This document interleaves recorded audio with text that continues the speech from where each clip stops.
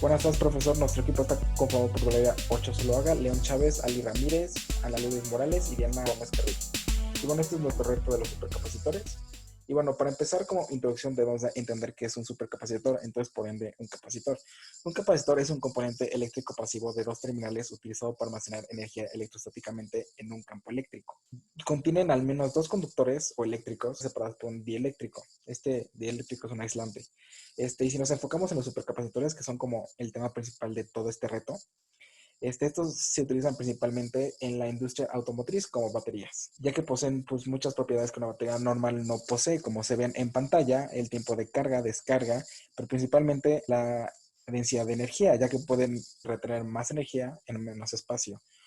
Y bueno, pues ¿cómo funciona un capacitor? Bueno, un capacitor funciona que al momento de conectarlo en un circuito con una batería, el capacitor adquiere el voltaje de la batería y cada lado se llena de carga, una positiva y otra de negativa. Los electrones se sienten atraídos por las partículas contrarias, pero pues no pueden pasar porque está el dieléctrico.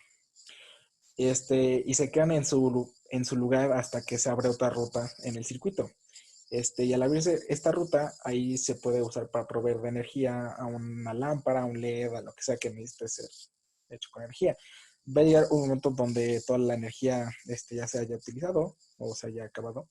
Entonces tienes que volver a cargar la batería para volver a utilizarla, o en este caso el capacitor. Bueno, en el inciso A nos pidieron definir y sacar las resistencias y las constantes de tiempo. Eran por valores que ya nos habían otorgado, entonces nos pidieron que sacamos la R1C y lo sacamos por sumando en serie, la de paralelo pues con la fórmula de paralelo y las constantes de tiempo es con la resistencia por la capacitancia y pues ya eran valores dados o valores que habíamos sacado como el R12C y pues nada más los multiplicamos y ya con eso nos dieron las 3 taus y la I0. También en el inciso B teníamos que modelar nuestro circuito. Usamos un programa especial para modelarlo y este fue el diagrama y los flujos y las direcciones en las que utilizamos las corrientes. Después de hacer nuestro diagrama, hay que establecer la ley de la corriente, donde tenemos que nodo A y nodo B se denominan como corriente 3 igual a corriente 1 más corriente 2. La relación carga-corriente, en donde ambas son positivas, y la ley del voltaje. Hay 3 circuitos, pero solo el tercero es redundante, por eso no lo ocuparemos y nos centraremos en el circuito 1 y en el circuito 2. En ambos se establecieron las leyes de voltaje para posteriormente unirlo con la relación de la carga y sustituir la corriente 1 y 2. Como resultado tenemos dos ecuaciones importantes que resultan ser dQ2 sobre dt. Ya teniendo nuestras dos ecuaciones, se usarán para encontrar el resultado de la carga 1 y la carga 2. Para llegar a esto se realizaron los siguientes 6 pasos, en donde se igualaban primero las ecuaciones, se despejaba para Q2, se derivaba y se sustituía dQ2 sobre dt en la primera ecuación, se igualaba a 0 y finalmente se establecían las condiciones iniciales, que son las que están aquí abajo. A partir de nuestras condiciones iniciales usamos Wolfram Alpha para poder encontrar K1 y bueno, aquí esto nos dio el programa. Posteriormente, para saber la carga 2, sustituimos la carga 1 en la ecuación 1, se simplificó y se integró. Como esta integral era indefinida, se debió resolver para C. Su valor era 108 y entonces así pudimos obtener el valor de carga 2. Con estas dos cargas ya pudimos sustituir en nuestras ecuaciones y poder encontrar el voltaje, la corriente y la energía almacenada. Finalmente, para la carga máxima y el voltaje máximo y la energía almacenada en el capacitor, se usó la variable del tiempo, que tiende a infinito, y entonces esto quiere decir que nuestra función exponencial tiende a 0. Entonces, el valor de carga máxima de Q1 es 27, el de Q2 es 108, el voltaje máximo es 2.7, el voltaje máximo del 2 es 2.7 igual, y bueno, la energía almacenada en cada capacitor es diferente. Aquí es importante recalcar que el voltaje sigue siendo el mismo y lo único que cambia en valores es la carga y la energía almacenada en cada capacitor. Para encontrar cuánto tiempo le toma al capacitor llegar al 99% de su carga máxima, utilizamos el valor máximo que encontramos en el inciso anterior, siendo Q1 es igual a 26.96 coulombs y Q2 es igual a 107.6. Luego, esto lo multiplicamos por 0.99, ya que estamos buscando el tiempo de carga. Y lo igualamos a la ecuación de cada carga en función del tiempo. Y con la ayuda de MATLAB resolvimos las ecuaciones. Esto nos dio una carga del 99, pues el tiempo de carga del 99% de Q1 nos dio 2302.2641 segundos y el tiempo de carga de Q2 nos dio, al 99% nos dio 2302.7 segundos. Para la simulación y las gráficas hicimos una modelación del circuito en el ETSPICE con los valores de la tabla 1 y con el tiempo de carga calculado. Debido a que el tiempo de carga fue 2500, utilizamos 2600 para tener un rango mayor y poder observar como ese comportamiento de cada voltaje y de corriente en los capacitores con respecto al tiempo. Entonces, en cuanto al voltaje 1, pues del capacitor 1, se puede observar que se incrementa a medida de que el tiempo aumenta, al igual que el voltaje del capacitor 2. Por el otro lado, la corriente del capacitor 1 disminuye con el aumento del tiempo y aunque la corriente del capacitor 2 pues se puede ver que también disminuye, esta disminuye de una manera menos drástica.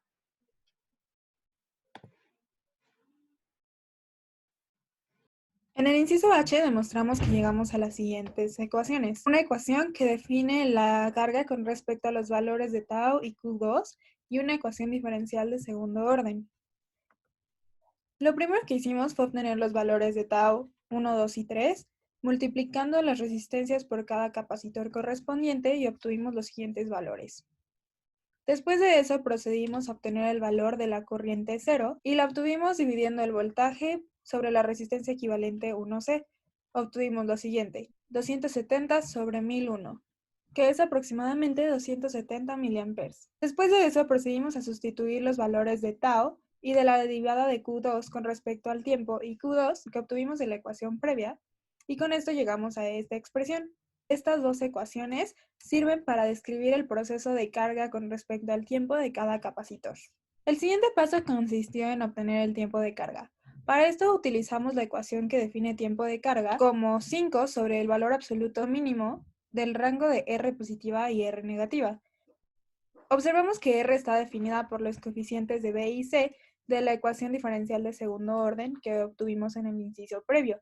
Reemplazamos los valores de nuestra ecuación diferencial y obtuvimos que el valor de R, obtuvimos un valor para R de 0.002. Realizando la operación obtuvimos un valor de 2500 segundos, es decir, un tiempo de carga de 41.66 minutos.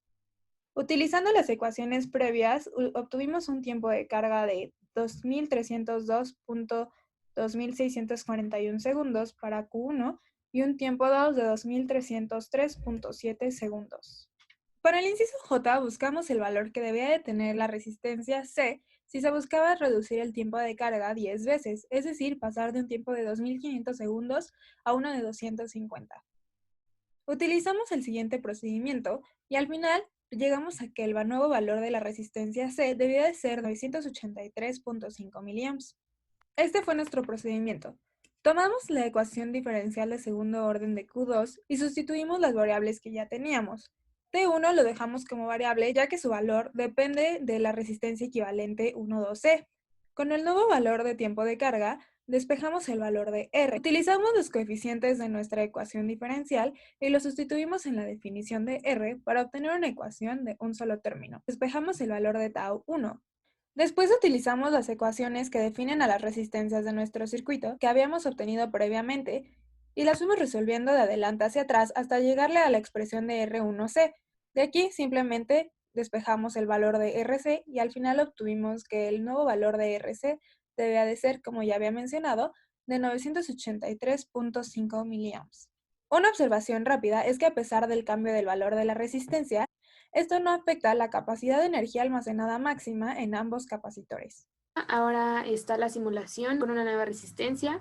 Nuestro valor del resistor quedó de 0.9835 ohms y nuestro tiempo de carga es de 250 segundos. Con base en la simulación de ETSPICE, nuestro voltaje máximo salió de 2.7, la carga máxima para el capacitor 1, 27 coulombs, para el capacitor 2, 108 coulombs, La energía máxima almacenada en el capacitor 1 son 36.45 y para el capacitor 2, 145.8. Como vemos aquí en la imagen, la función de voltaje contra tiempo se comporta de la misma manera que como vimos anteriormente. El único cambio que podemos observar es que el tiempo de carga es menor. El poder modificar el tiempo de carga en supercapacitores permite que la razón de carga, o sea, la velocidad de carga-descarga, se modifique y así el tiempo en el que se mantendrá la corriente se alargará o disminuirá dependiendo de la proporción del parámetro. El tiempo de carga se puede modificar para aumentar la efectividad de un supercapacitor. Entonces, si se quiere obtener una eficiencia mayor, el tiempo de carga debe ser menor. Y es posible modificar el tiempo de carga en varias situaciones y se puede obtener con la transformación de variables como la corriente. Para hacer esto, se debe modificar el tamaño de las resistencias. Por ejemplo, cuando se necesita un sistema de almacenamiento basado en supercapacitores, que su función sea tener una respuesta inmediata para proveer grandes cantidades de potencia, es ventajoso modificar el tiempo de carga y así se obtiene una descarga rápida que alcance grandes densidades de energía.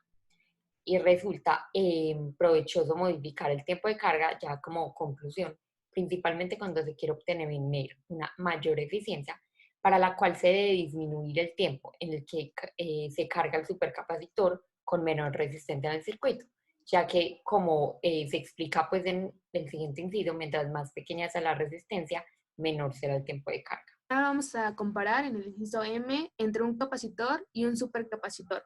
Los valores para un supercapacitor van a ser capacitancia de 40 farads y voltaje de 2.7. Para un capacitor va a ser 1 microfarad y 5 volts. Como podemos ver aquí está la fórmula de la energía almacenada en un capacitor, que es capacitancia por voltaje al cuadrado entre 2. Sustituimos los valores y el valor que nos da es 145.8 joules para el supercapacitor y 0.0125 joules para el capacitor.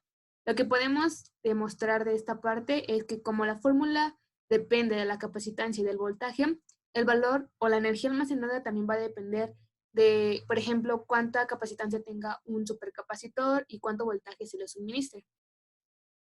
Por último, tenemos la discusión de resultados del inciso N. El primero son las ecuaciones. Nosotros nos dimos cuenta que por método analítico o método directo esto puede ser lo mismo. Por método directo entendemos las fórmulas que se pusieron en el documento en donde representaban o más bien dependían de tau. Y podemos ver que es el mismo resultado. Por ejemplo, nosotros haciéndolo analíticamente tuvimos que Q1, bueno más bien nuestra ecuación diferencial salió para Q1, pero podemos ver que cuando lo hacemos por el método analítico estos valores son los mismos, lo único que cambia es la igualdad. Esto se debe a que, por ejemplo, este es para el capacitor 1 y obviamente va a tener un valor menor que el del capacitor 2, que tiene 40 de farads, ¿no? En cuanto al tiempo, por ejemplo, nosotros pudimos percatarnos de que para el tiempo máximo, al 99.3%, el tiempo es de 2.500 segundos y para el 99% es de 2.300. Esto que nos demuestra, más bien, que, por ejemplo, para aumentar 0.3%, el tiempo que debió transcurrir fueron 200 segundos, por lo que nos demuestra que entre más vaya acercándose al 100%, el tiempo cada vez va a ser mayor y mayor y mayor, tendiendo a infinito. Entonces, nuestras condiciones acerca de las funciones exponenciales, cuando tienden a infinito, valen 0, son correctas, lo cual también demuestra que nuestra carga máxima, nuestro voltaje máximo y la energía máxima almacenada también tienen un valor correcto. Las resistencias, por ejemplo, nosotros comparamos que entre más grande sea la resistencia, mayor tiempo de carga le va a tomar cargarse, y entre más pequeño, menor tiempo. ¿Esto a qué nos puede asimilar? Por ejemplo, imaginemos que tenemos un vaso de agua y un vaso de miel. Si aumentamos una esfera de metal, va a caer más rápido en el vaso de agua que en el vaso de miel. Esto se debe a que en el vaso de miel se opone mucha resistencia. Entonces, si tenemos una resistencia pequeña, también va a haber una resistencia menor para que la corriente pase y se cargue el capacitor. Y por último, tenemos la eficacia. Los supercapacitores en la industria son muy usados por esto mismo, por lo último, porque entre más tiempo le tome cargarse, también le va a tomar más tiempo descargarse. Y por ejemplo, lo podemos utilizar en pilas portátiles. Eso es todo lo que nosotros pudimos comparar de nuestros resultados.